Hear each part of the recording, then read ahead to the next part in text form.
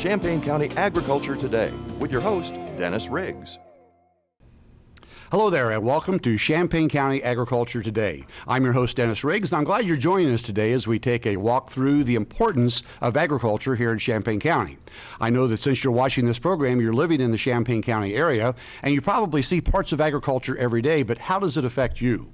That's what we're here to do today, to talk about agriculture, its effects on you, its effects on our economy, and the people that live here in Champaign County, and quite frankly, around the globe. With me today, we have some great guests that are going to talk to us about several different things in agriculture. I'll start on my immediate right here. Bob McLeese is with the USDA. He's with NRCS State Soil Scientist. We'll come back and get a little bit more background about you in just a second, Bob. Next up is Dr. Howard Brown. Howard is a product of been around Champaign County for a long time. He's now manager of agronomy services with Growmark in Bloomington, Illinois. Howard is also an adjunct professor, assistant professor of crop sciences here at the University of Illinois, and received his PhD right here at the good old U of I. And down there on the far right is Emerson Nafziger. Emerson is professor of agronomy extension, also with the U of I for many years, and looking forward to all the things and all that wealth of knowledge that he's going to bring to us working with agriculture here in Champaign County. Bob, we'll start off with you. What's your background? What do you know about agriculture? How does this strike a chord with you of the program we're doing today? Well, I've been involved with the soil survey program in the United States for about 33 years now. Wow. I went to school at Northern Illinois University for my bachelor's and got my master's at Michigan State in soil science. So moved around the country with soil survey and the Natural Resources Conservation Service, and ended up here kind of back home 19 years ago. Wow, that's great. And I understand doing some refereeing on the side. I do. I officiate basketball. Well, that keeps you in great shape. I appreciate that. Howard, we're going to move over to you. I know that you have worked many years in Champaign County area and across central Illinois. Give us some of your background and your education, what brought you to the job you're at today. Okay, well, I was reared on a farm, went to school at Southern Illinois University 4 years, got out, thought I needed to know just a little more, went to Purdue for a couple of years, got out, was in a position where I was plant manager and salesman for a fertilizer company, spent 8 years in that position in doing various jobs, still had some more questions to answer, went back and worked on my PhD through the University of Illinois while working, and I finished that in 1996. So you started out with that farm background and kind of built from that. You've seen it from both angles, yes, in other words. Yes, and I call myself tainted somewhat because I'm able to see the actual application in the field, but then going back to the classroom, I think I applied what I learned just a little differently when I came back after my last go-around at the University of Illinois. And hopefully the folks listening today will find out how this agricultural information affects them living, maybe growing a garden, growing a yard here in Champaign County. So not only is agriculture for farmers, it's for everybody that lives here in the area. Emerson, you've been around the University of Illinois for a long time, Department of Agronomy. Give us a little bit of your background. Well, I grew up in Ohio, northwestern Ohio, in a livestock corn operation there, and did go to the Ohio State University. Went from there to Purdue University. After that degree, spent 4 years in Bangladesh trying to do some agronomy research and extension there. Came back here, earned my last degree here at the University of Illinois, and have been here ever since. Fantastic. You're doing a lot of work, a lot of good work over there at the U of I. I've heard your name in lots of publications and a lot of good information here. Appreciate that, you being with us, Emerson. Well, Bob, we're going to start out with you. Behind us, there are some great profiles of soils that you brought along with us today. The average person, there's dirt and there's soil. Soil is what you grow things in. Dirt is when it blows in the kitchen window and you have to dust it possibly. But there's a lot of things about dirt that people don't understand about soils. You brought some things along with you today. Tell us, is soil important, and why is it important for us living on this planet? It is, and you mentioned dirt. And if you would have asked my kids that question, the first thing they would have said was, it's not dirt. Great. It's soil. Great. You got to show some respect. You've taught at the home level. I appreciate that. I've taught them well.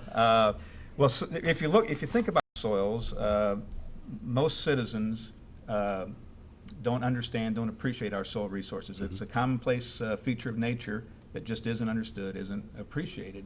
And if you really think about it, almost everything we do is either directly or indirectly related to soils. We grow our food in our soils, our fiber, our paper. They support, our soil resources support the foundations for our schools, our homes, our lawns, our play areas, our wildlife preserves, all depend on soil. So whether we realize it or not, it's pretty darn important. It's everywhere. It's everywhere. Here we are in the hallowed halls of the Urbana City Council, and guess what's below this floor? The foundation. And the soil down there, right? So it is. It's every aspect of life. You stop and think about it, it goes right back to our soil resources. And I've got a little demonstration, if I can. This is a great demonstration, folks. You got to see this. Show us that. Will kind of drive the point home how important the soil resources are. If you consider the apple as the planet Earth. That's the Earth, okay. See how smart you guys are. Uh-oh. Planet Earth, how much of the planet is water or oceans? Oh, gosh, over 50%, fellas. It What do is you over think? 50. Help me out. It'll help. 90? Three quarters. Actually, 75% of the Earth. 75%, So okay. if we took 3/4 of, Did you sharpen that knife before you it's got a here, very Bob? sharp. Okay, good.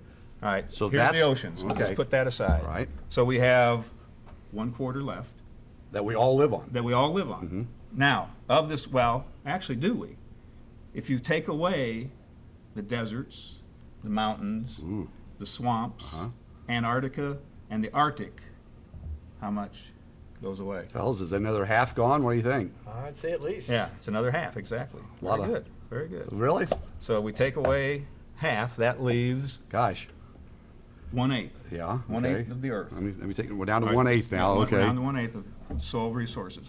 Now, if you look at the area, this is the 1/8 that people can live on, and we can grow crops on, except there's a part of this that's too wet, too rocky, and already urbanized. So, Like the city limits. like the city here limits. in Champaign-Urbana. Exactly. We couldn't exactly. grow crops there. So if you take away those areas, the too wet, the Wow. too rocky, and the urban areas, you're taking away 3/4 of this 3/4 3/4 of what's that room is remaining. remaining is going away right now. right now, It's like the ground that this building's sitting on. Exactly. That just went away. which leaves us with 1/32 What are we down, 32nd? 1/32 of the earth to support and grow the crops that we need to feed the world. But you talk about Was it soil good? resources. It was very good. By, It was good. by the way, that apple was grown on 1/32 of the earth It somewhere. was. So if you take the skin of the apple, Uh-huh. that represents the soil resources Yeah. to feed the world right here. So that kind of drives it home. I mean, you consider That's where we this is started. the earth, and this is all we got left. Oh my And gosh. everyone's eroding. I think we just had some wind erosion come in erosion there. right there. Well, and you know, But that's a long answer, I guess, to your question. no, it's a perfect answer because I think a lot of people, especially in town, and folks, you're listening, as you drive from here to Kankakee or to Charleston or wherever, and you're going through that large expanse of nothing out there, they say, what's all this land? Is it wasteland? What's going on? That is what we're using to support the entire planet for the Exactly. ecostructure. Exactly. That's why that's why it's an fragile. important subject, and that's why we're talking about it today. Well, Bob, that's a great example. Really appreciate that. We've talked a lot about that food doesn't come from a grocery store. I think this is a good example of that. Emerson, I know that the growing of plants and the economy of using agriculture to feed us all is very important. What have you learned about that in your years of working at the School of Agronomy? Well, that's certainly the case, and we do all start with soil, because without soil, it'd be very difficult to raise the plants that we raise. You can take them to a greenhouse, you can grow them in solution if you want to, but it's soil and its availability and its productivity that's made this whole system work. And so crop production is the capture of sunlight. It's just that we need the soil to support the plants in order to do that. You know, I bet a lot of people listening today have been to Walt Disney World down in Florida, have seen the hydroponics plants, and actually the ones that happen over here just in Decatur, where they are growing without soil. Is that better? Is that worse? What have you found in your research? Well, it's not practical on a huge scale. We have 20+ million acres of corn and soybeans in Illinois, and we can't do millions of acres with hydroponics. Certainly hydroponics are a very nice way to provide the nutrients that the crop needs. You can sort of tailor a solution to what the crop needs. But out in the large acreages that we grow, it's simply not a practical way to do that. It costs too much to put that structure out there. So we need a high value crop in order to be able to grow it that way. Well, Howard, you've been all across this state of Illinois and in adjoining states from your work over Purdue. We talk about soil. There's differences in soil. what is the point of view for most people when they look at soil? Do they understand the importance of it, or is it just something that fills up between the interstates? Yes. I would think when people look at soil, they all look at it differently. For example, a geologist will look at a soil and what he sees more than likely, and I'm not speaking for geologists, but I would suspect they see weathered rock. Primary minerals breaking down into secondary minerals, and that's what we call clays. And so they see it as a decomposition or a weathering process.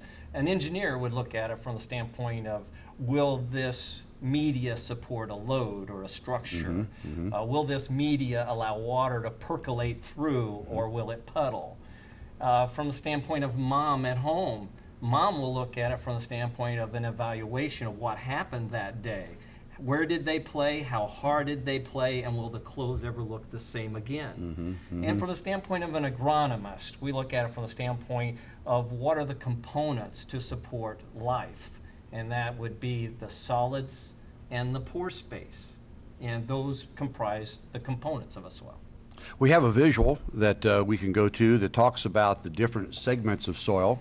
If we can go to that, we'll talk about a little bit. Was that the slide that you brought? Yes. Okay. Well, Tell us what those different components are and what they, how they make up the soil. Okay, if we can generalize everything here and make it simple, which it is by far not simple based off of the pictures you see in the background. Lots of different. Are these all soils, by the way?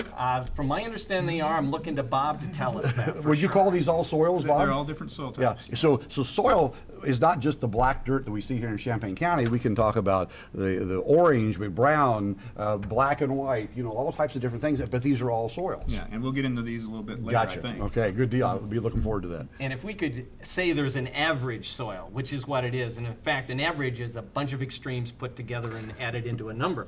The average soil will be half solids, and of that half solids, we like to equate it as 45% mineral, which is solids. 5% of that is organic matter, a very important component of the soil. So that comprises solids, the 50% mineral and organic matter. The other half is pore space. We need pore space because roots breathe, I shouldn't say breathe, but they need oxygen like us. So of that 50% pore space, we like to see about half filled with water because we need water for plant growth, and the other half with air. Are soils just one shot? Emerson, I'll shoot this toward you. Are soils the same from top to bottom? I mean, how far do you go? I think we've got actually something that shows a soil profile graphic. What makes up a section of soil? Well, I think that Bob can speak to this, but I think soils generally are that part of the material that's out there that's had some biological activity and some weathering factors over time. So water runs through the soil, things grow in the soil, and you'll hear people talk about living soil. Well, soil is partly alive, but as Howard said, about 45% of the volume of soil that's out there is kind of non-living weathered rock particles. But the organic matter suggests to us that something lived there at one time, and that something that lived there at one time as these soils were really being formed was plants, plant roots. And so the prairie soils that we talk about, they're prairie soils because a certain group of different plants lived there. Their roots kept penetrating the soil. Every year they'd grow new roots. Those roots die, the plants die, the roots decompose into organic matter, and that's what we see out there today. And as Howard said, it's a very important way that our soils go from basically the weathered rock itself wasn't very productive, but once you have this biological activity, then you have a soil. And a soil is something that, from my standpoint, looking at it from a crop standpoint, soil is where roots are sort of encouraged and allowed to grow. So a soil that doesn't allow good root penetration and growth to depth isn't a very good soil in most cases. One thing I didn't mention at the beginning of the show is that I'm a farmer. I farm south of Urbana here, about 13, 14 miles. One thing that intrigues me is the fact that soil is living and that plants can grow just about anywhere. Many of us have been out to Colorado, seen the mountains, and you see these rocks that you talk about, Emerson, and out of this rock is growing, just in a little crevice, just a little crack, is growing a plant or a flower or a tree or whatever. How blessed we are here in Champaign County. I, as a farmer, and I'm the fourth generation to be growing down in Raymond Township, have been using these great soils that have formed over the years. We're going to talk about the history of it in just a second. That makes this area so productive in the area of agriculture. Bob, tell us about the history. I mean, soils, this didn't happen overnight. Give us a little bit of an idea about the major differences and uses of the different soils, Bob. Well, you know, you talk about being a farmer, and this is a good time of year with the farmers out planting their corn. Wonderful Probably time of done. year. Yeah, well, I hope. getting started. We're not done yet. But as you drive across the landscape and look across those fields, especially this time of year when you can see that nice black surface of our thick prairie soils, most people would think these soils are all the same.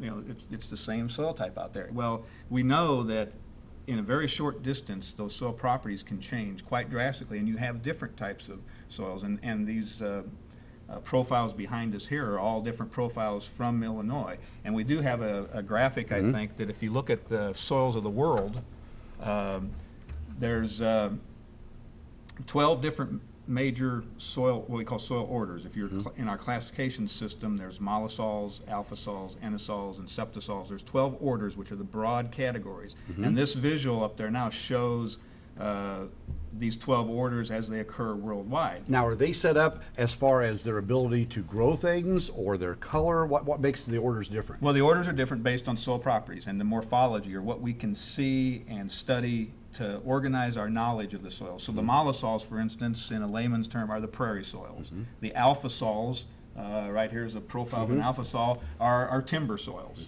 So they're kind of, you know, based on genesis, but more on the morphology and the properties that you can see in the field to classify.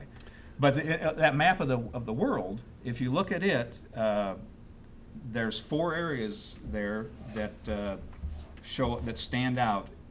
The green color that you see in North America, then there's another green color over in the steppes of Russia, what's known as the old Chernozem belt. There's an area in China, and then the area down in Argentina, the Pampas. Those are the 4 areas of the world of prairie soils, or the mollisols. And we're lucky enough to have one of those areas right here in the central part of the U.S. So if you zoom in to the United States and look at that map of the soil orders for the United States, you see how that green area, you know, just really jumps out at you in this part of the country.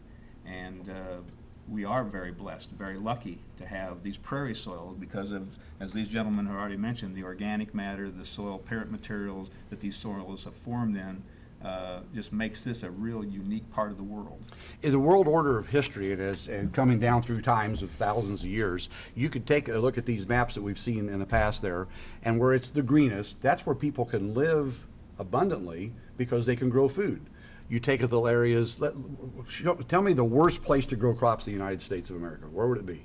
Well, the southwest part, the desert soils. The desert soils. Iridosols.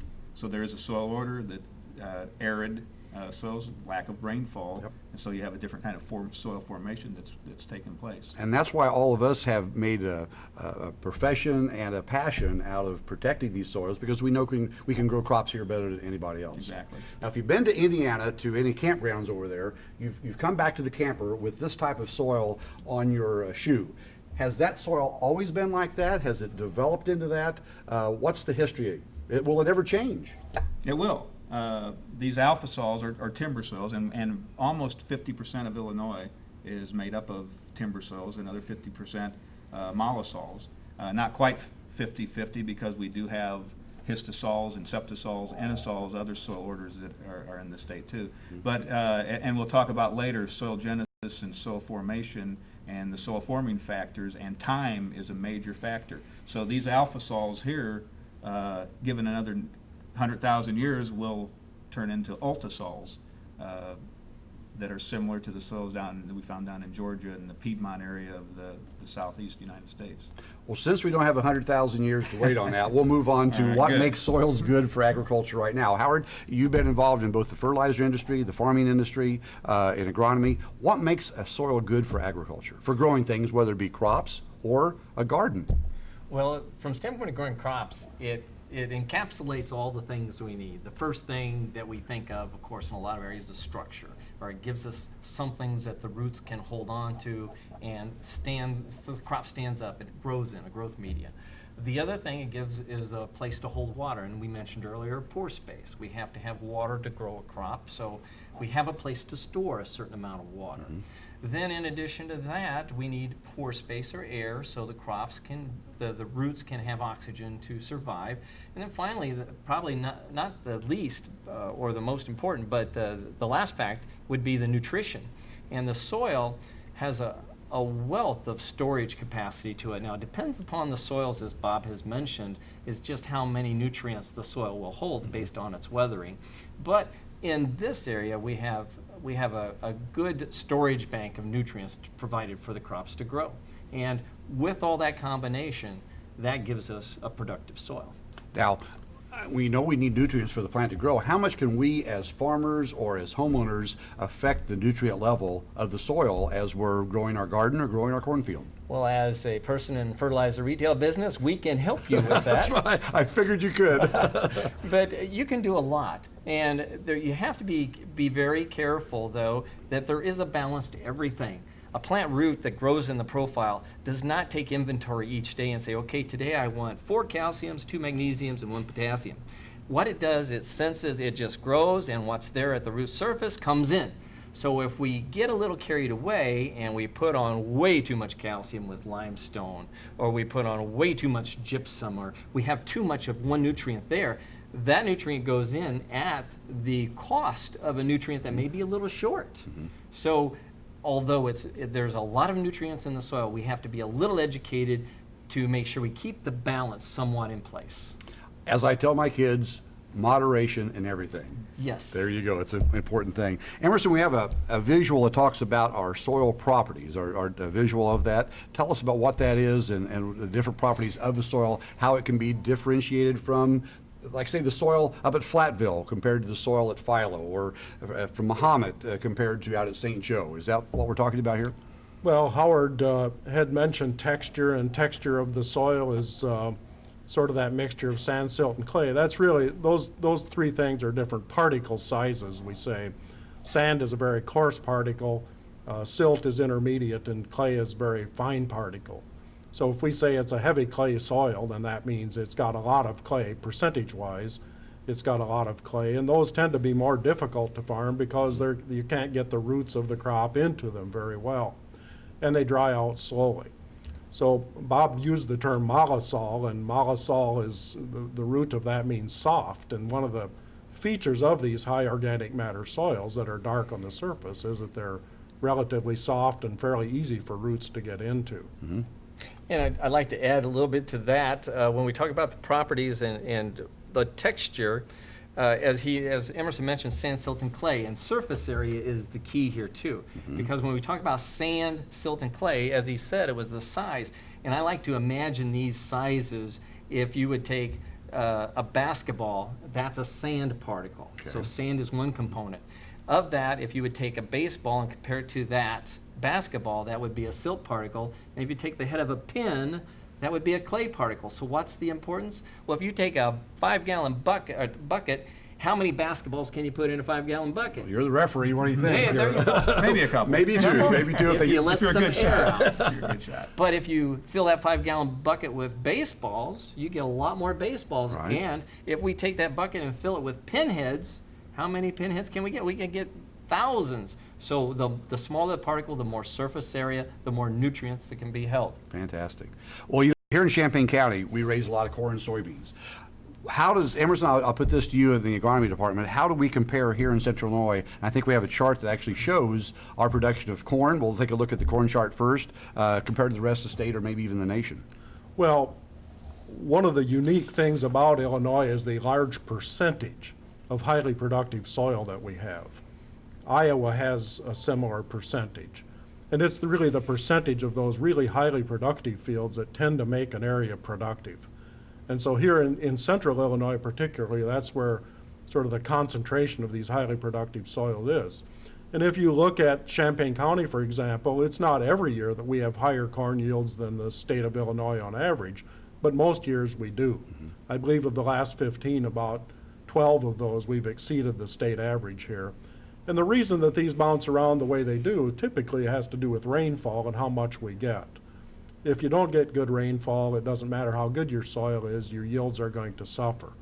But one of the unique features of these soils is that they provide water better than most soils in the world do to the crop that's growing in them. And so we can tolerate a period of dryness here that in many places would just mean real devastation for the crop. And here the crop can hang on, get some water, come back after it rains, and really produce a good crop. The number that sticks in my mind, help me out if I'm wrong, around 53 inches a year here in Champaign County is our annual rainfall amount. Is that anywhere I close? think it's more like 35. Only probably. 35? Maybe I got those numbers backwards, but Down your place. maybe. Well, we're kind of low down there in Raymond Township. That's a possibility.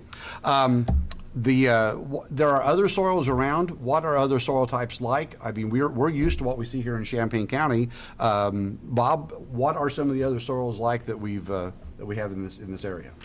Well, again, the profiles we're showing behind us, which I don't know if that's going to show up real well, are some of the different soil types in Illinois. What we're used to in Illinois, in Champaign County, central Illinois, are the real thick black surface layers. And they have names. They're like pets. They do. Who named all these There's soils? nationwide, there's 20,000 different soil Really? series. Uh-huh. Yeah, in our classification system. We have about 650 soil series that we use here in Illinois, and they're named after a geographic location where they're first mapped. So the Drummer soil was named for Drummer Township in Ford County. Ipava, Silt Loam is named for a small town in western Illinois. Flanagan for a town up in McLean County. So they are named, for a geographic location. But again, 650 different soil series that all have a different set of profiles and different soil properties, different. What do we have potential. most of here in the county? What's the one that's The number one soil type in Champaign County is Drummer, silty clay loam, about 40% of the county, I think. Very good. Well, and we're trying to hold on to that as much as possible. Well, we've always had productive soils in the county. What do you see, Howard, as you see farmers going to the field? What are they doing to preserve that productivity of their soils? I think here in recent history they've been doing a wonderful job of preserving the soils that we have. Some of the things that we see farmers have changed in the management practices, reduced tillage, for example, less tillage, less aeration of the soil, less loss of organic matter, less erosion for the most part, and then paying attention to conservation.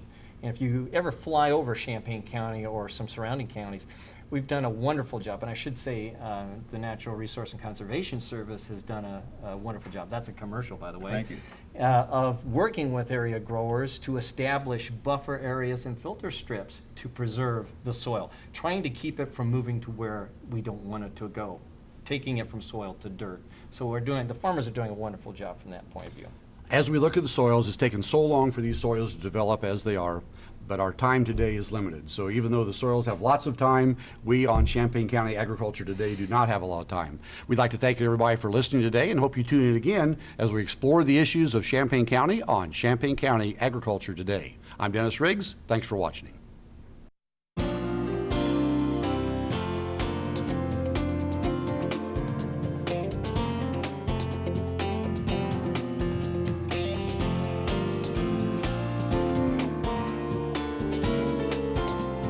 Champaign County Agriculture Today is brought to you by Champaign County Farm Bureau.